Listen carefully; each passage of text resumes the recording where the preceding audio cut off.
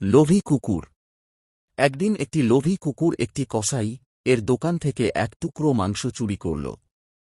তা দেখে কসাই তাঁর পিছনে তাড়া করল, কিন্তু কিছুদূর পর্যন্ত গিয়ে সে তার নিজের দোকানে ফিরে এল।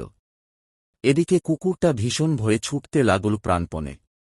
অনেকটা যাওয়ার পর সে পিছন ফিরে তাকিয়ে দেখল যে কসাইটা তার দিকে তাড়া করে আসছে কিনা। কাউকে আসতে না দেখে সে তার গতি কমিয়ে ধীরে সুস্থে হাঁটতে লাগল। কিছুক্ষণ পরে সে এসে পৌঁছল একটা ছোট্ট নদীর কাছে। সে তখন মুখের মাংসের টুকরোটা নিয়ে সেতুর ওপর দিয়ে নদী পার হতে লাগল। সে সময় নদীর পরিষ্কার জলে তার প্রতিবিম্ব ভেসে উঠতে সে সেদিকে তাকিয়ে দেখল। লোভী আর বোকা কুকুরটা নিজের প্রতিবিম্বকে মাংস মুখে অন্য একটি কুকুর মনে করল। সেই মাংসের টুকরোটাও পাওয়ার জন্য তার খুব লোভ হল। সে এবার অন্য কিছু চিন্তা ভাবনা না করে নদীর জলে ঝাঁপিয়ে পড়ল, আর সঙ্গে সঙ্গে জলের স্রোত তাকে ভাসিয়ে নিয়ে গেল। লোভী কুকুরটা মাংসের টুকরোটার সাথে সাথে তার মূল্যবান প্রাণটাও হারাল।